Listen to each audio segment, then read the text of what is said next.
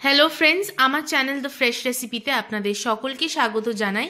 আজ আমি আপনাদের জন্য একটি খুবই ইন্টারেস্টিং আর হেলদি একটি ব্রোকলির রেসিপি নিয়ে এসেছি। তাহলে আসুন দেখে নিই এই রেসিপি আমি কিভাবে তৈরি করছি। প্রথমে আমি ব্রোকলিটা বয়েল করে নেব। এখানে আমি দুটো ছোট সাইজের ব্রোকলি নিয়েছি। আমি ফ্লেম অন করে দিয়েছি। এবার এতে 1 চামচ নুন দিয়ে 5 মিনিট আমি এটাকে বয়েল করে নেব। 5 মিনিট ধরে আমি এটা বয়েল করে নিয়েছি। এবার আমি ফ্লেম অফ করে দেবো আর জলটা ঝরিয়ে নেব। এখানে গ্যাসের আছে আমি একটা কড়া বসিয়ে নিয়েছি আর এতে সর্ষের তেল গরম করে নিয়েছি। এবার এতে দিয়ে দেব 1/4 টিস্পুন পরিমাণ মেথি দানা। মেথি দানাটা হালকা নাড়াচাড়া করে নেব।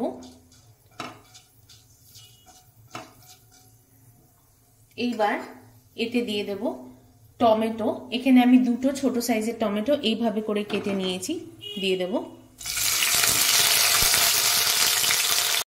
টমেটো দেওয়ার পর হালকা নাড়াচাড়া করে নিয়েছি। এইবার এতে দিয়ে দেব 1/2 চামচ আদা বাটা। আদা বাটা দিয়ে এটা খানিকক্ষণ আমি কষিয়ে নেব, যতক্ষণ না আদা বাটা যে একটা কাঁচা গন্ধ থাকে সেটা যতক্ষণ না চলে যায়। আর দিয়ে দেব এতে স্বাদ অনুযায়ী 1/2 চামচ নুন। নুন দেওয়ার পর এটা একটু নাড়িয়ে দেব। নুন দেওয়ার পর আমি খানিকক্ষণ নাড়াচাড়া করে নিয়েছি। এবার এতে কিছু শুকনো মশলা দিয়ে দেবো। এখানে নিয়েছি 1/4 টিস্পুন হলুদ গুঁড়ো, 1/2 টিস্পুন নিয়েছি লঙ্কা গুঁড়ো, 1/2 টিস্পুন ধনে গুঁড়ো আর 1/2 টিস্পুন জিরে গুঁড়ো। সবটাই দিয়ে দেব। দিয়ে হালকা নাড়াচাড়া করে নিতে হবে আর ভালো করে কষিয়ে নিতে হবে। খানিকক্ষণ কষিয়ে নিয়েছি, দেখুন মশলাটা খুব ভালোভাবে কষানো হয়ে গেছে। এইবার এই বয়েল করে রাখা ব্রোকলিগুলো আমি দিয়ে দেব। দিয়ে দেওয়ার পর খুব ভালো করে এটাকে মিশিয়ে নিতে হবে।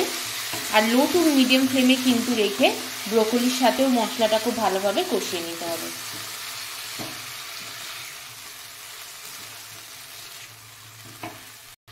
খুব ভালোভাবে মিশিয়ে নিয়েছি। এইবার আমি ঢাকা দিয়ে দিয়ে এটাকে কষিয়ে নেব। এইবার প্রায় 3 থেকে 4 মিনিট পর আমি ঢাকনাটা খুলছি। এর মাঝে আমি একবার কিন্তু নাড়িয়ে দিয়েছিলাম যাতে করে তলায় না লেগে যায়। এখানে এবার আমি মটরশুঁটি দিয়ে দেবো। এখানে আমি 10 থেকে 12টা মটরশুঁটি এভাবে করে ছাড়িয়ে নিয়েছি, দিয়ে দেব। এবার খুব ভালোভাবে এটাকে নাড়িয়ে নিতে হবে। আবারও লো টু মিডিয়াম ফ্লেমে রেখে আরও 3 থেকে 4 মিনিট আমি এটাকে ভালো করে কষিয়ে নেব। ঠিক এই সময় যদি আপনার মনে হয় যে নুনটা আরেকটু লাগবে তাহলে সেটা চেক করে নিয়ে নুন অ্যাড করে দেবেন। এখানে আমি স্বাদ অনুযায়ী আরও 1/4 টিস্পুন নুন অ্যাড করলাম। এটাকে মিক্স করে দেব। দিয়ে এটাকে ঢেকে আমি আরও 3 থেকে 4 মিনিট এটাকে হতে দেব। এইবার প্রায় 4 মিনিট পর আমি ঢাকনাটা খুলব।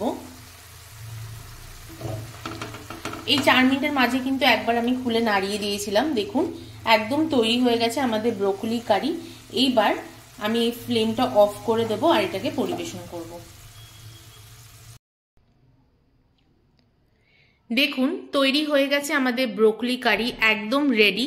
কেমন লাগলো এই রেসিপিটা অবশ্যই আমাকে কমেন্ট করে জানাবেন। আর ভালো লাগলে কিন্তু লাইক শেয়ার সাবস্ক্রাইব করতে ভুলবেন না। তাহলে আজ ভিডিওটা এখানেই শেষ করছি। আবারও আসবো একটি নতুন রেসিপি নিয়ে। আপনারা খুব ভালো থাকবেন, সুস্থ থাকবেন। ধন্যবাদ।